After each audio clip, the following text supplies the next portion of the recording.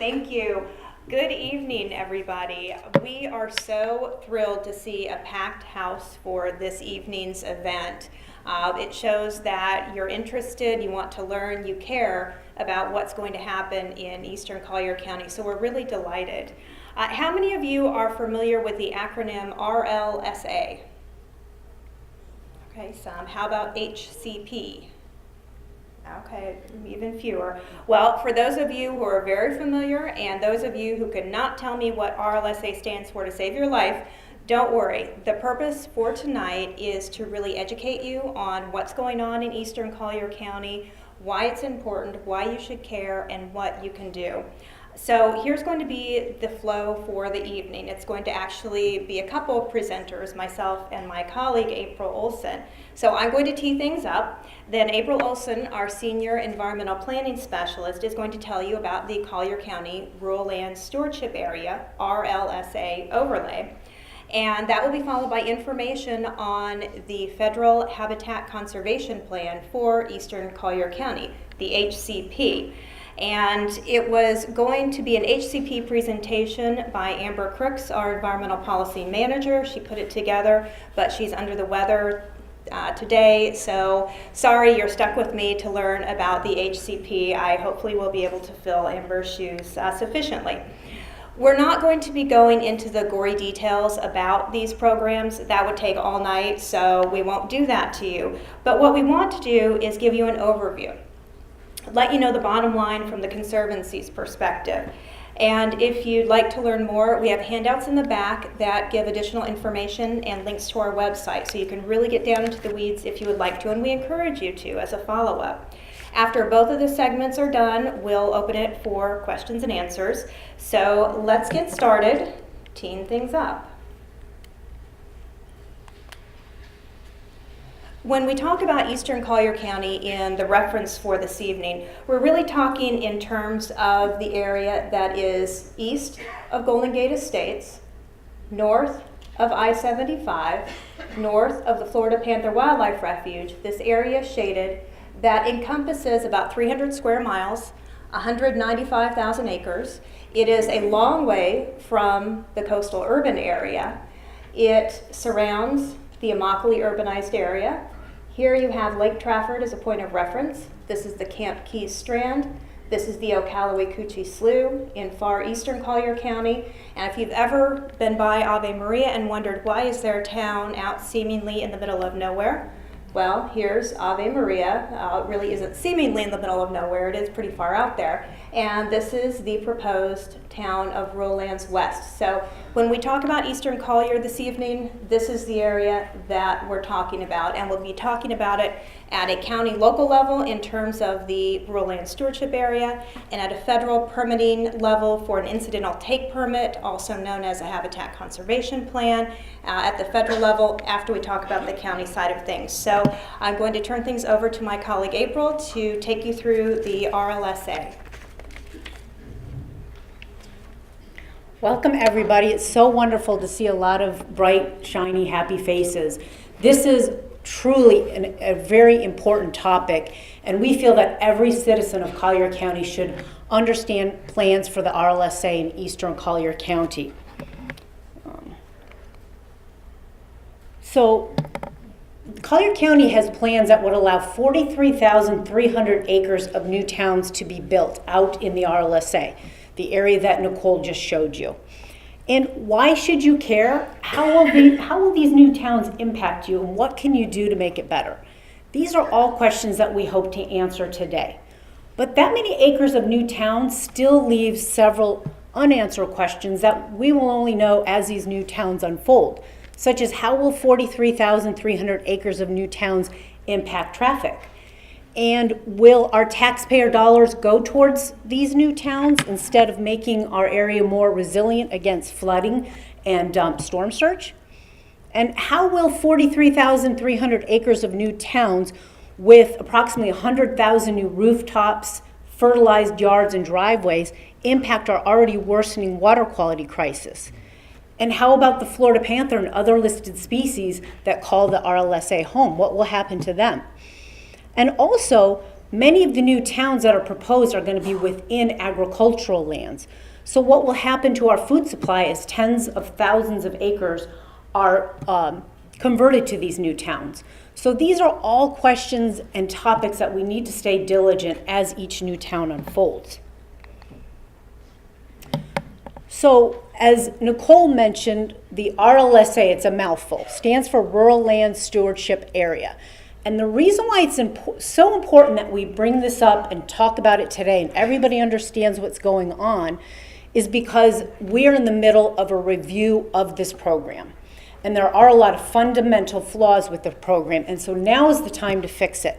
And we're not sure when we're going to get this chance for another review. So I've mentioned that number to you a couple times already, 43,300 acres. It's really hard to picture, but a lot of you have been to Pelican Bay, and you can picture the size of Pelican Bay. So 43,300 acres is much larger than 2 Pelican Bays. In fact, it's much, much larger than 4 Pelican Bays. 43,300 acres is the equivalent of 21 Pelican Bays in size. So it's a big area. Or to look at it another way, it's the equivalent of 2 megatowns the size of Fort Lauderdale. So it's quite a big area. And many of the large landowners that own land in the RLSA have applied for an incidental take permit under the Endangered Species Act. And they need this in order to build their new towns because there are so many listed species. In fact, there are 16 species that are either endangered or threatened, and another 3 that are pending. And so that would be 1 Pelican Bay every 2.5 years if they build them within that 50-year time frame. So where will these 19 species go amidst 21 Pelican Bays or 2 Fort Lauderdales? And also, the residents of these new towns are going to have to get to these new towns somehow, so they're going to need new roads. The landowners have come up with a conceptual roadway network. And in order to accommodate these new towns, they would need 200 miles of either new roads or roadway expansions to accommodate these new towns. And the price tag is hefty. It's $7.8 billion on a conservative level. So obviously, many of the residents that live in these new towns will pay for some of these costs, but the Conservancy is concerned that some of the costs will be on the backs of us taxpayers that live along the coast. So why do we have this plan that allows this much development out in the RLSA? Well, it all started in the late 1990s when Collier County gutted many of the natural resource protections from its comprehensive plan. And the state of Florida got wind of this, and Governor Jeb Bush at the time and his cabinet said, you need to put back those natural resource protections. But at the same time, the state found out that the eastern lands were not being protected well enough. So they also said, you need to come up with a program to protect the eastern lands. And part of this program, you need to accomplish 3 goals. And the first is to protect agriculture. The second is to protect water quality and quantity and listed species habitat by directing development away from this area. And the third goal that needed to, as part of this program, is to discourage sprawl. So to come up with innovative planning techniques to create compact, walkable, mixed-use communities versus the low-density, sprawling type communities that we see throughout Florida. So the next step is Collier County said, how are we going to do this? How are we going to accomplish these 3 goals? So the underlying zoning of most of the RLSA is you can build 1 unit per 5 acres or 5-acre ranchettes. And if you see the map on the left there, that was, a lot of people use this map to show that 5-acre ranchettes could be spread throughout the RLSA. And that would be in the middle of the listed species habitat, wetlands, flowways, etc. So the idea was to increase the density onto a much smaller footprint. So you can see the pink areas on the right. That gives an example of how the development can be condensed. So this was the method of how to meet these goals. So the next step was to figure out, and by the way, the process for creating the RLSA program took 2.5 years. And there are a lot of stakeholders, including the landowners, and the public was very involved in this process, and the Conservancy as well.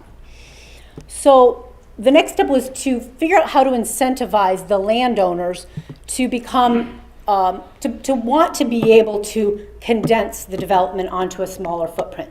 So the idea was to use a TDR system, and you don't have to remember this, but it stands for Transfer of Development Rights.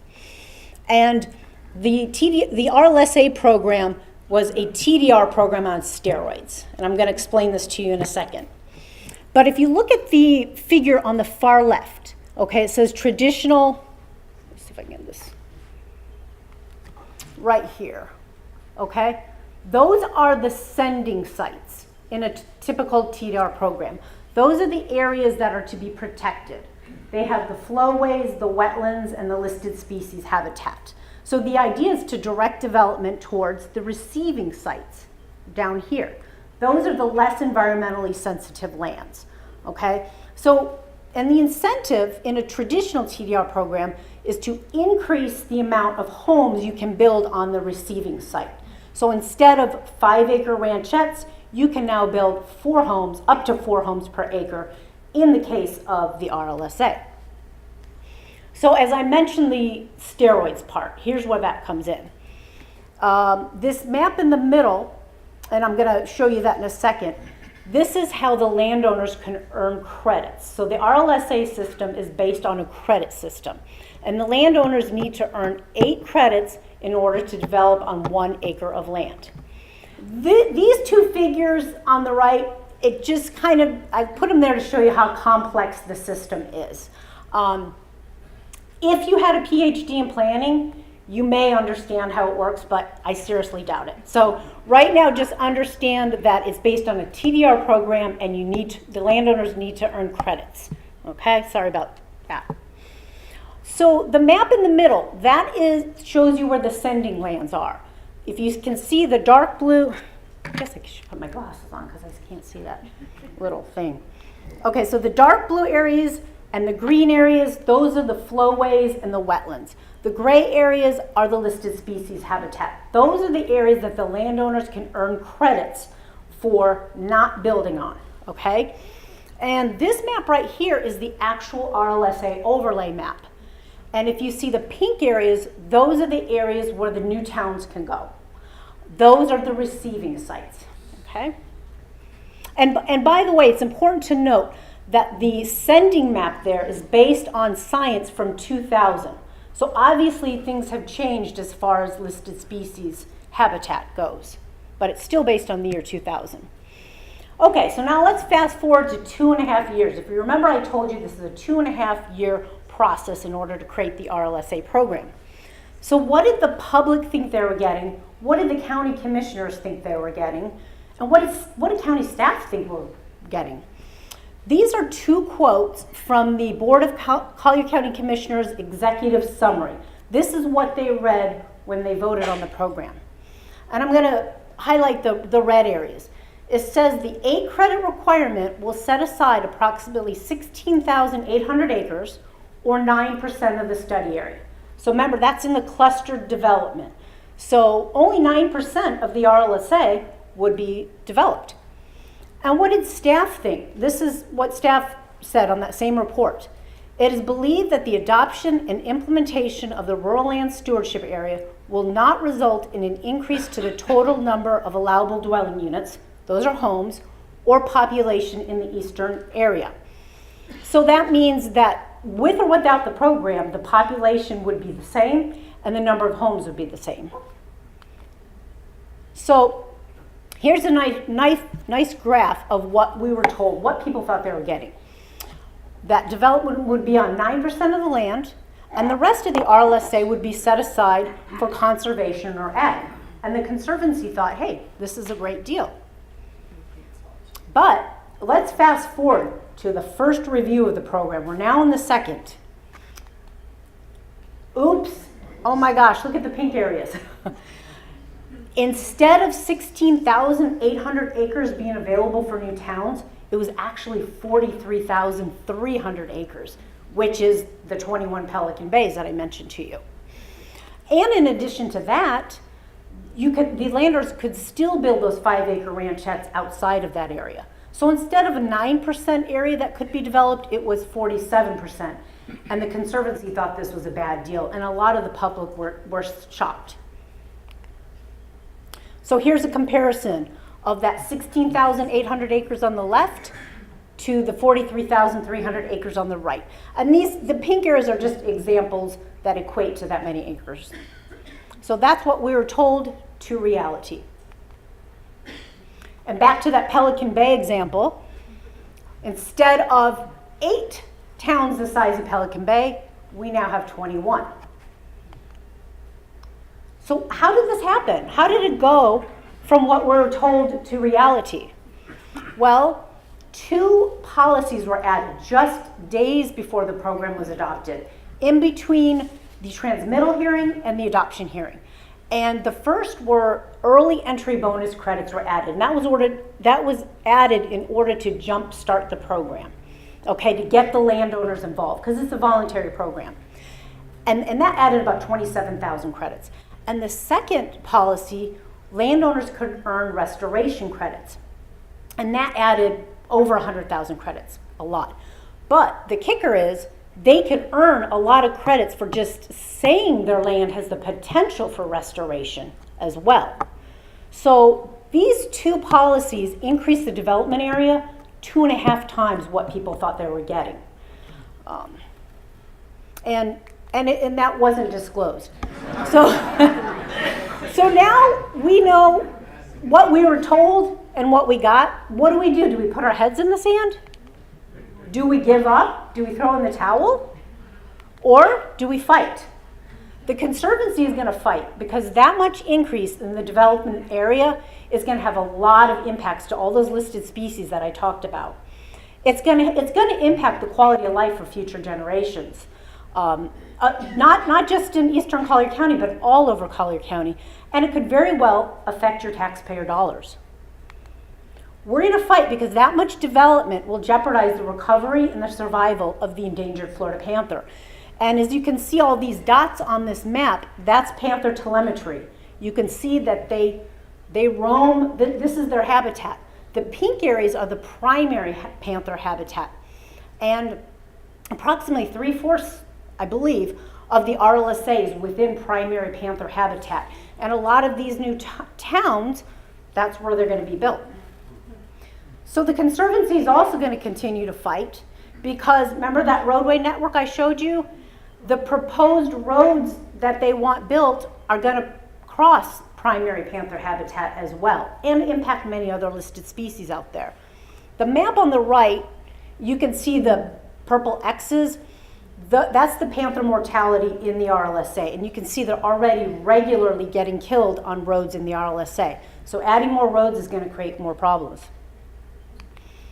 We're going to continue to fight because the current program will lead to sprawl. If you remember, that's one of the goals, is to avoid sprawl. But instead of getting compact, walkable communities that save listed species, habitat, wetlands, that meet the goals, save agricultural lands, we're getting more of the same old thing that we're used to in Florida. And with that much more development, from the 16,800 acres to the 43,300 acres, guess what? Those are going to be a magnet for ranchettes, the very thing that the program was supposed to avoid. And here's an example of how we are getting the same old thing. How many of you have heard of Rural Lands West application? Okay, quite a few of you. There's an application in for a new town in the RLSA. It's 4,000 acres. In fact, 3/4 of that, 3,000 of 4,000 acres of that, is within primary panther habitat. And the applicant owns land north of the site, outside of primary panther habitat. So they're choosing this site. They're still proposing nearly 500 acres of wetland impacts. This is the kicker. This is what gets me. They are proposing 54-hole golf course. I don't know of any other community in Naples that has a 54-hole golf course. And so that's not compact. And also, it's 6 miles long, not walkable. And they're also requesting a lot of deviations from the plan that chip away at the compact, walkable nature of the town. So, knowing what we know now about the program, what we were told is not reality, how do we get back to those goals? We have a plan. And these two things will help us get back to the intent of the RLSA. And the first thing is to recalibrate the credit system. Ratchet it back, okay? There are a lot more credits in the system than what we were told. And now we're not going to get back to that 16,800 acres because already the landowners are entitled, or they've earned enough credits to entitle nearly 17,000 acres of new towns. But we can compromise, we can ratchet it back some. And the second thing is to redirect development. Redirect development outside of the primary panther habitat. If we do that, we're going to save a lot of other listed species because the panther is an umbrella species. And so we need to incorporate the best available science as well. As I mentioned, it's outdated. So we have a vision map, and when you leave, Nicole mentioned the handout. So this vision map is on the handout. So on the left, we have the RLSA overlay that I mentioned, the current overlay of the RLSA. On the right is our vision map. And the pink areas show where the potential development could go. That's outside of listed species habitat. So our plan protects habitat, will avoid sprawl. The development would be closer to the areas that are already developed, like Immokalee and Ave Maria. It'll save thousands of lands of agriculture, and it'll save taxpayer dollars. So this is the fun part. What can you do? First, start by telling everybody you know and get involved. I mean, tell your coworkers, your friends, your colleagues, your family, because what happens in eastern Collier County is going to affect you, and it's going to affect future generations. So once these new towns are built, there's no going back. Right now, the county is holding workshops, and they started, I believe, in January or February of this year. The next one's October 25th, and they're going to run until February. After that, there's going to be a few more workshops. During this whole time, they're taking public input. So comment at these workshops. Write letters to county staff. Write letters to your commissioners. Talk to your commissioners. Just get involved, because this is a really important issue. And if you want to learn more, we've got a lot more information at conservancy.org/Eastern Collier. So thank you all for coming, and Nicole's going to talk about the HCP next.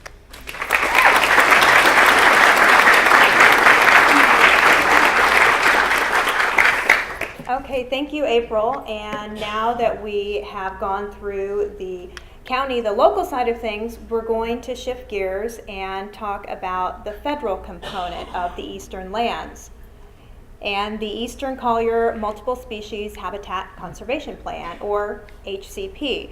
But before I start my presentation, since Amber could not be here tonight to talk with you, we decided to incorporate her in via video and have her tell you about why she believes the Florida panther is so important to her personally, to the Conservancy, to all of us, and what's at stake for the panther upcoming. The Conservancy has been asked by well-meaning people, why should I care about the Florida panther? Sometimes my answer is about the importance of an apex predator in the ecosystem, or I could tell you about how school children back in 1982 elected the Florida panther as our state official mammal.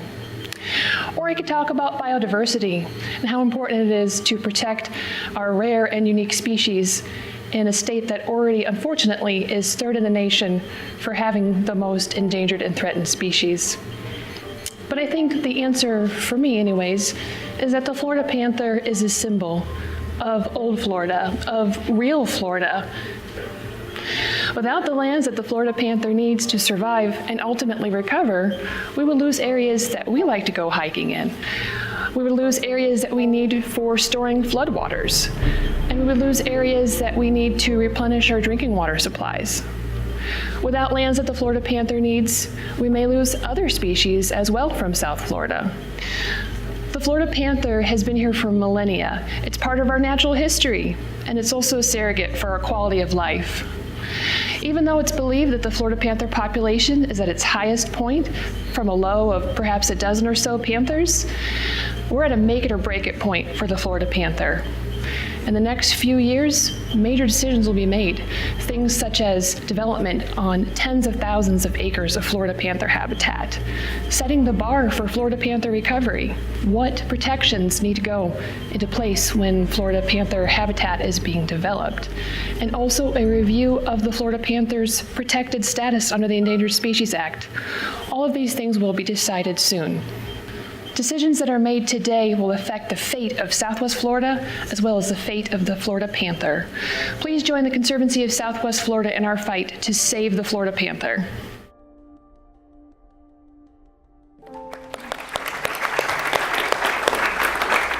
I honestly cannot think of a better advocate for the Florida panther than our own Amber Crooks. So, as we're talking about habitat conservation plan, don't let the name fool you. It goes hand in hand with what's called an incidental take permit, which is a mechanism within the Endangered Species Act that allows landowners to get a federal permit in order to develop in a means that will impact, harm, harass, sometimes even kill listed species.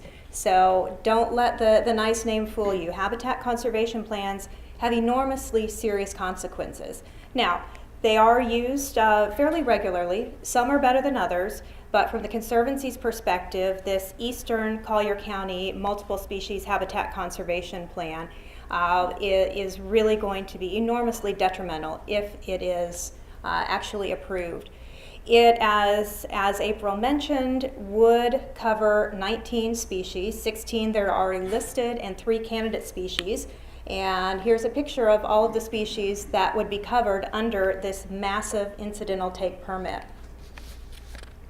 So what is this permit? What are the landowners wanting to do? Who is applying for this? A little bit of the HCP by numbers. The Habitat Conservation Plan was applied for by 10 large landowners that own lands in Eastern Collier County in those very areas that coincide with the county's rural land stewardship area. They are asking for federal authorization through the Endangered Species Act to gain a 50-year permit to cover 19 species to allow for 45,000 acres of new towns and villages in Eastern Collier County. So we heard that we were snookered into 43,300 acres right now in the RLSA. The landowners are wanting to bump that up even more for 5 decades. In looking at this map, you can see the yellow cross-hatched area that is scattered all throughout the map. Those are the 45,000 acres where the landowners would like to put in new towns like Ave Maria. In exchange, they have offered 107,000 acres in the green crosshatched as areas where they will not put new towns. Well, it seems like maybe that's an okay deal, but I'll be talking a little bit later about how most of those lands are already protected anyway by local and state regulations, so you're really not getting much of a benefit from that exchange. And it's about much more than the 45,000 acres that the applicants are requesting in the HCP. There are also mines that applicants to the HCP own, but they did not include in the HCP. You have one in the north and then another mine in this area, so 2,000 acres of mines that are going to be in addition to 45,000 acres. You also have over 20,000 acres in the solid peach color. Those are non-applicant lands. Those landowners want the right to develop their lands also, and they can develop as 5-acre ranchettes. They can also apply to the county and to the state and federal agencies to build villages. In fact, one of them is already doing that. This is the Collier Lakes proposed development. They want to build a village there. So when we say it's 45,000 acres of development, it's really 45,000 acres plus, plus, plus. It just keeps on going. From the Conservancy's perspective, the duration of this, the extent of what it covers, the amount of development, they've asked for everything but the kitchen sink. So So the panther, we really deal with the panther as that umbrella species. It isn't that we don't like crested caracara or Florida bonneted bats, ugly as they really are cute. But we focus on the panther because the panther is a wide-ranging species. If you can protect the panther, if you can protect panther habitat, you're also protecting the habitat for lots of other species, both listed and non-listed. So April mentioned a little bit about primary panther habitat, why it's so important, and where it's located within the RLSA. And I want to back us out a little bit to understand in the context of South Florida, where does the panther live, where are those areas that the panther needs. And here's a map of the primary panther habitat. The primary is in green, and Collier County is in this area. Those are the areas that the panther biologist, according to best available science, that actually came out after the RLSA map was created, that those areas must be protected and not intensified with development or mining, those sorts of uses, in order for the panther to survive. And that best available science was actually corroborated and enhanced by 2015 science by Dr. Robert Frakes. And what Dr. Frakes did is he looked at adult breeding habitat, a little bit different than habitat for all panthers, but what he found is a tremendous overlap between primary panther habitat. Just to confuse you, Dr. Frakes used yellow this time for primary and green for the adult breeding habitat. And it really shows the importance of primary panther habitat. So stick with me through another color change, and I promise we'll stick with the pinks and purples for the rest of the presentation. But when you take all of that panther science and you put it into the context of Eastern Collier County, here's what you get. Eastern Collier County is outlined in red. And the green areas are those existing public lands, very, very important for the panther. And the pink areas are primary habitat, the purple areas are adult breeding habitat. And here's Eastern Collier. A couple things really stand out to me on that. The first is that Eastern Collier County, the HCP area, is the epicenter for panther habitat needs on private property. The second is that there are two major north-south corridors, the Camp Key Strand and the Ocallaway-Coochie Slough to the east. And if those are fragmented, if those are diminished in any way, you're going to be severing the panther's ability to travel north, to get north of the Caloosahatchee River. So you really have to maintain the integrity of those connections. And so, as I promised, we're sticking with the pinks and purples. How does the development footprint as proposed by the HCP applicants fit in to these panther areas? And so what we've done is we've taken that pink and purple map, so pink and purple critical to the panther, and we've inserted in teal the areas where the landowners would like to develop and intensify. And as you can see, highlighted by the red circles, there are lots of points of conflict. There are lots of areas where the developers desire to intensify, to put new towns and villages that are right smack in the middle of panthers' necessary habitat. That makes it extremely concerning. The landowners could develop in areas outside of the panther's habitat. You can see there's land available here, land available there, just as our vision map had proposed, and has proposed, by the way, for over a decade. The landowners considered that as part of their HCP application, but rejected it because it did not follow their property ownership boundaries and couldn't gain them the amount of development that they wanted.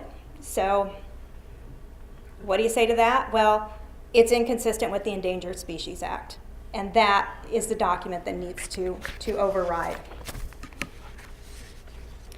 So when you look at this amount of development from a whole entire HCP area, it becomes almost a bit theoretical. And April mentioned Rural Lands West, and that's a prime example that we can really drill down into to take a look at how this HCP, if approved, and the incidental take associated with it, if approved, is going to affect the panther and its habitat. So again, you have our familiar pink and purple areas critical to the panther. You have the white dots, which are the panther telemetry points. And in the red, you have the outline of the proposed Rural Lands West. Oil Well Road is right here. And so a couple things on this map really stands out to me. First of all, almost all of the development is within panther primary habitat. Not necessary because the landowners own land to the north outside of panther habitat, but that's going to be a future phase of their development, so they don't want to shift things. Something else that stands out is the fact that they're not going to develop this area. It's called the Shaggy Cypress Swamp. Beautiful, beautiful area. They're going to ring it with development. And then in order to ensure that you don't have panther-human interactions, bear-human interactions, they're going to put in moats, because cats don't swim, right? I'm facetious. They do. They swim. They've crossed the Caloosahatchee. And fences to try to avoid those interactions. And they're also going to be surrounding some of these southern areas that are preserved, and they get development credit for preserving them, but ringing them with development. And of course, you have the Camp Key Strand right here. So logically, if you have a nice big cypress head that panthers like to use, and you surround it with development, is it going to increase in panther value? Decrease? Stay neutral? Logic would dictate it's probably going to decrease in panther value. But the Conservancy, being a science-based organization, wanted scientific confirmation of that, and therefore we asked Dr. Robert Frakes, who is the author of the Panther Adult Breeding Habitat Model and Information, to take a look at the HCP and to really focus in on rural lands west. So we have the rural lands west footprint in the crosshatched, and what Dr. Frakes did is he looked at the value, the functional value of the habitat if rural lands west isn't there, so as is, and the darker, warmer the colors, the more value that habitat has. And as you can see, no surprise, even though this is very intensively farmed, the cats still really use that shaggy cypress area. They obviously use Camp Key Strand. It's a major north-south corridor. But what happens when you put all of that development in there? Well, no surprise, the functional value of shaggy cypress plummets, as does the value of these other preserve areas. But what really struck me is the impact on Camp Key Strand, one of those crucial north-south corridors. Look at it. It's really diminished in value. And that demonstrates just how far the impacts of these developments go. It isn't just the footprint. It goes far beyond that, especially for these wide-ranging species. And backing it up a little bit more, because earlier I said you have both the Camp Keys and the Ocallaway-Coochie Slough that are so critical. So Dr. Frakes took another look at how those two systems would be impacted if the incidental take permit were issued. And again, here's the rural lands west area. Oil Well Road is here. The red dots are panther telemetry. The darker the color, the more value, the more function of that habitat for adult breeding panthers.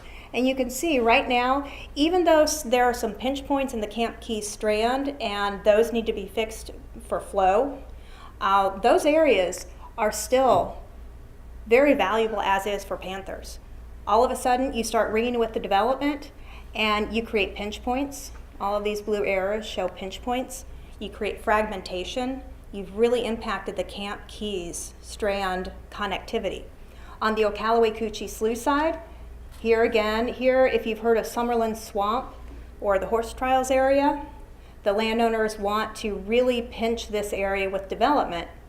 And you can see it's pinched a little bit here, but with ag on both sides, the cats still use it. You start surrounding it with development, and you're in danger of losing both of those north-south corridors for panther movement. That would be absolutely devastating. Panthers will use agricultural lands, and they'll use the natural areas adjacent to ag lands. They will not use downtown Ave Maria. And the roads. April mentioned the roads from habitat impact and taxpayer impact standpoint. And it's very interesting because a number of years ago, a group of panther biologists called the Panther Review Team took a look at the impacts of all of this development that the landowners were proposing. They've been thinking about this for many, many years. And this Panther Review Team took a look at how all of these new residents, could be 300,000 plus, how they were going to affect roadkills, how much traffic they would generate on the roadways. And what they determined was that the 200 miles of new and expanded roadways could generate over 400,000 annual daily trips on existing roads and over 425,000 trips on new roads at build out as all of this development goes in. And when you think about that, Oil Well Road going from 6,700 daily trips to over 50,000 daily trips, to give you perspective, 50,000 daily trips equates to the Airport Road, Pine Ridge Road intersection. It's a lot of traffic. And the traffic isn't just for Collier County. This will create 23 times the traffic on Corkscrew Road. And for the folks in Estero that are dealing with development, with mines, they can't handle that much additional traffic on their roads. Amazingly, the landowners in their application said no panthers are expected to be killed or injured by the covered activities. Okay, over 800,000 new daily trips on 200 miles of new and expanded roads, no panther impact, which means that they're not going to be wanting to mitigate for that panther impact. If it's not their problem, then they're not mitigating for it. Who pays the mitigation cost? Well, were all the leaders of all these committees in Collier County just asleep when all this happened? For the RLSA, the question was everyone just asleep? The question was everyone just asleep when all of this happened in the RLSA? Nobody realized. I mean, people really took a close look at this and nobody realized. So hold on, one more slide and then it makes us angry too. So when you look at mitigation, what is being proposed? 45,000 acres of new towns. What is being offered in order to balance that? 107,000 acres of lands that won't necessarily be preserved. They'll be put into a category, all of those green crosshatched, they'll be put into a category called plan-wide activities. You can farm, you can intensify ag, you can do passive and active recreational uses, you can do cattle grazing, you can do forestry, you can do oil and gas exploration and extraction. So it's not quite, I think, what you and I might consider to be a preserve, but okay, 107,000 acres that could otherwise be developed according to the applicants. Not so. When you look at the Rural Land Stewardship Area Program, much of the development capacity within these flowways, the Camp Keys and the Ocalawee-Coochie Slough, has already been removed per county policies. You also have a layer of protection in the far eastern area. It's called the State Area of Critical State Concern. You cannot intensify more than 10% of the land out there. So we don't see that we're getting 107,000 acres of benefit. When we crunch the numbers, it's about 15,000 acres that might get maybe a little more protection. So it's certainly, the juice isn't worth the squeeze on that one. There are also some funds that will come with this HCP. But when it comes right down to it, the Conservancy agrees with that Panther Review Team that came out with their report back in 2009. Preserving existing panther habitat is more valuable than generating funds or providing mitigation. Preserve it on site where it is. That's always going to be superior than trying to mitigate somewhere else later. So what you can do on this habitat conservation plan has been out there for a while, but there's going to be one final opportunity to comment on the HCP and the environmental impact statement that accompanies it with different alternatives. And that opportunity is going to be coming up pretty soon. We think that this information will be released by the Fish and Wildlife Service possibly this Friday. And there will be a 45-day window comment period plus one public meeting. So once we get the information, we will get that on our website. We will send out action alerts. but certainly encourage you, if you want to weigh in on this, this will be your one and only opportunity to do so. So we really encourage you to become engaged in this. And with that, that concludes our presentation, and we'd be happy to answer questions.